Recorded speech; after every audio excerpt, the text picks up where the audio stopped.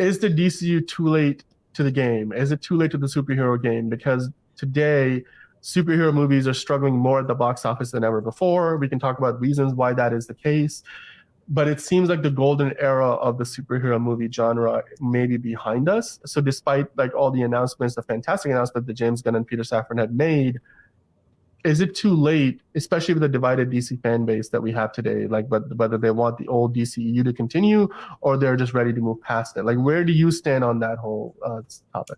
I think superhero movies, they got like another decade. Because I mean, we were, America was watching Westerns for decades. They were going for a while. And I mean, that's what superhero movies are to us. I think that I've said this multiple times. I've said it multiple times on the podcast. When you hire somebody, and especially somebody like James Gunn, you need to let them do their job, because if you have too many cooks in the kitchen, you're going to ruin everything, which was definitely the case for the Snyderverse, as we all know. I think James Gunn and Peter Safran still have a good opportunity. I think that there's so many DC characters that have never fully made it on screen. There's so many stories, so many dynamics that can be shown. I just hope that they look at what Marvel has done and say, okay, they've done this, and just like really look at how it's responded with fans being like, okay, they don't like this. They don't like this.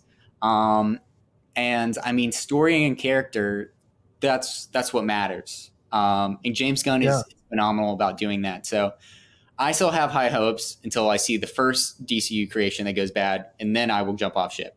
Till then, I'm trying to be optimistic. That's what I'm trying to do in life. I'm trying to be optimistic. No, I agree with you. And I don't think, like, for example, if those people who are out there, like the divided DC fan base who want the DC to continue or who want Zack Snyder to be back. I mean, here's the thing. I don't think Zack Snyder's vision is what destroyed the old DCU or DCEU. I think it was Warner Brothers just completely pivoting away from.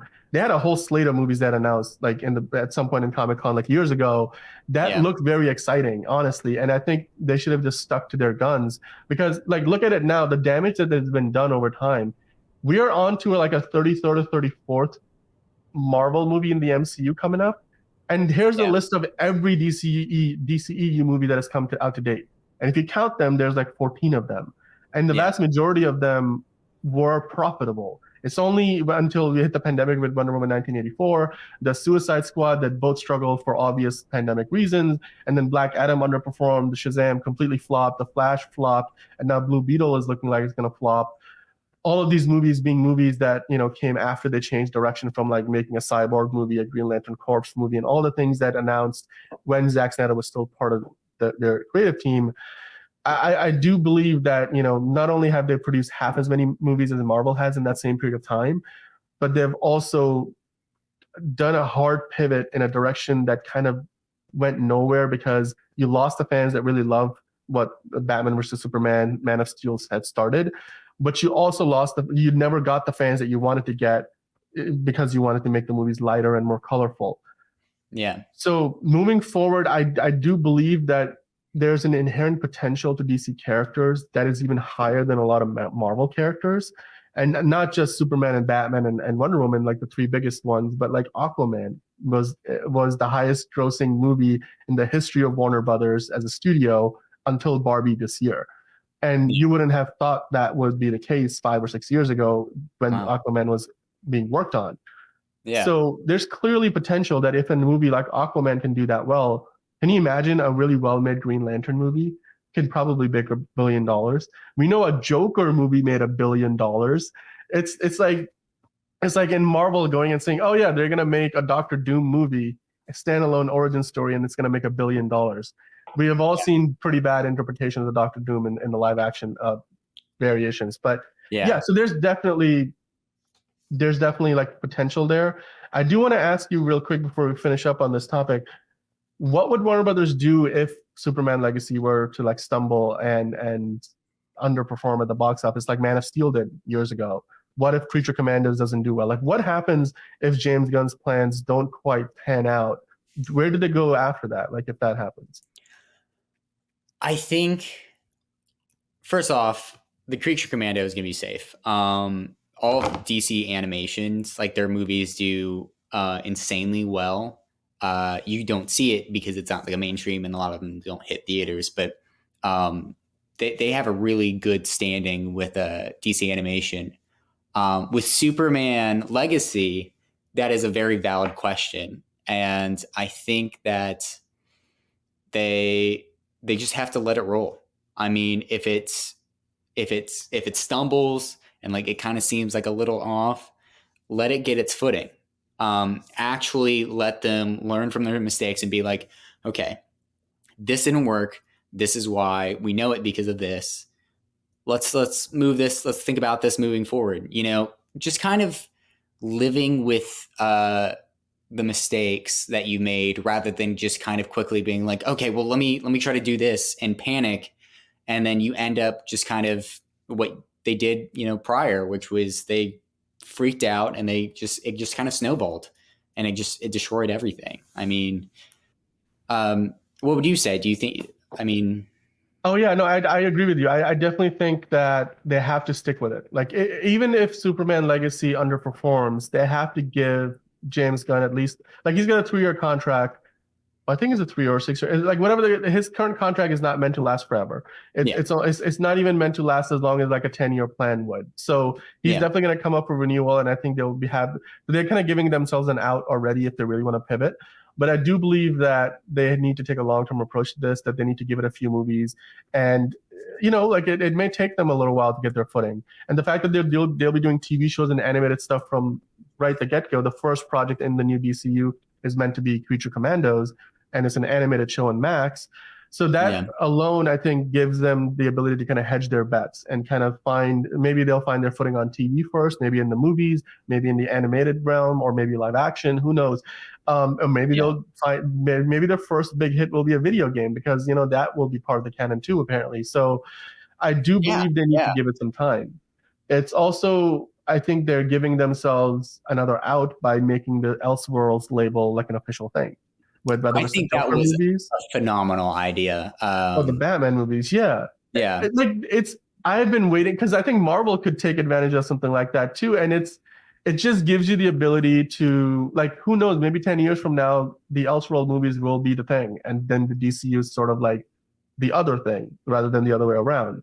I yeah, am so excited to see, like, there's so many opportunities because now, like, you can have somebody like a Guillermo del Toro come over to the DC studios and say, James Gunn, hey man, I want to make a creature feature that's based on a DC character. I know that James Mangold is already going to be working on the Swamp Thing movie, but I'm sure there's other characters out there. Maybe Guillermo del Toro wants to make a Killer Croc movie, and it would be pretty cool. James Gunn is like, well, we don't really have any plans for that in our currently, DCU plan, but you can make an Elseworlds movie, Yeah, give us a pitch, and maybe we can do that. There's so many opportunities I think that they can utilize there. Not only that, but then you, like in the comics, still can leave the door open for potential crossovers in the future. Like if yeah, you do a Crisis event and you want to do a Crisis on Infinite Earths or something like that, you can still kind of have them come and cross over, but otherwise you can keep them completely separate. So I definitely think that's the way to go. And even like Zack Snyder could find his way back over to DC that way, or we can start seeing Ben Affleck Batman and Henry Cavill Superman come back over through some kind of Crisis crossover somehow. So yeah, I think that would be a fantastic way. What do you think about Elseworlds? Is that something that you would love? Would you love to see? Would you be more excited for Elseworlds movies than even the mainline DCU films? I think Elseworlds are I said it before, I think it's a fantastic idea. I just think it's so genius because it gives room for, like you're saying, like if Guillermo del Toro wanted to make a movie, he has such an iconic voice and look, this aesthetic that wouldn't really go with the main universe. Yeah, So yeah, put in Elseworld, just have like a little funny like filler movie, right. or do like a creepy horror, Elseworld project. I think that it gives them space to work with their thing, like their timeline and their schedule, and building this universe, but also giving time to being like, listen, we're not going to force this character into our universe, but we had a, we had a great story. Here it is. I cannot stress it enough. I'm excited thinking about it. I'm not going to lie. Yeah. Yeah. It's just the Joker Folie à Deux comes out next year. The Batman Part 2 is coming out in a couple of years. By the time the Batman Part 2 comes out, we would have seen Superman Legacy. Well, unless they get delayed further. But I am looking forward to the future of DC because I do believe that the best of DC is still well ahead of us, whereas it seems like Marvel has moved on to, at this point, secondary, tertiary characters.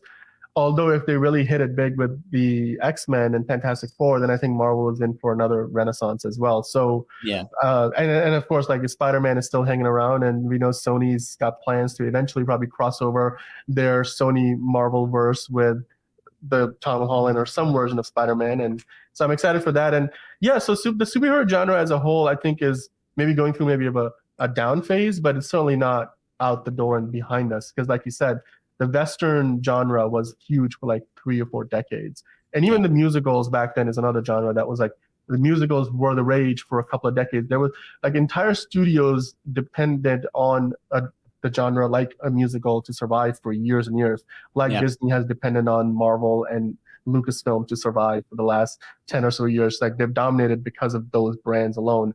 But I think, going forward, the one thing that is clear is these movies cannot just tread or retread old ground. Like whether the X-Men change the origin of Magneto and you start with something completely different because otherwise he'd be too old to be living in the modern day. It'd be 80-year-old Magneto. We don't want to necessarily do that. Or whether it's having a new Superman that's got a very different take on it than what we got from Man of Steel. I think they have to do something different, something new. And yes, like in Man of Steel, they said, hey, you'll give them an ideal to strive towards. They'll stumble, they'll fall, but eventually they'll join you in the sun. And I definitely think we're kind of in that stumbling and falling part right now as an audience at the superhero genre. And I think we'll hopefully eventually get back to the peak of the genre again, because there's a lot of good filmmakers out there working on this that have yet to tell some of their best stories, including possibly James Gunn and his love for Superman. So, guys, let us know in the comments below, what do you think about the DCU? Are they too late to the party? Is there still a lot of new stories that they can tell that we haven't seen before in the superhero genre that you're excited about? Are you excited about the Elseworlds stories, whether it's Joker, the Batman, or the possibility of seeing filmmakers like Steven Spielberg, Guillermo del Toro coming over and doing a movie in the genre? So let us know in the comments what you guys think. Like and subscribe for more content like this.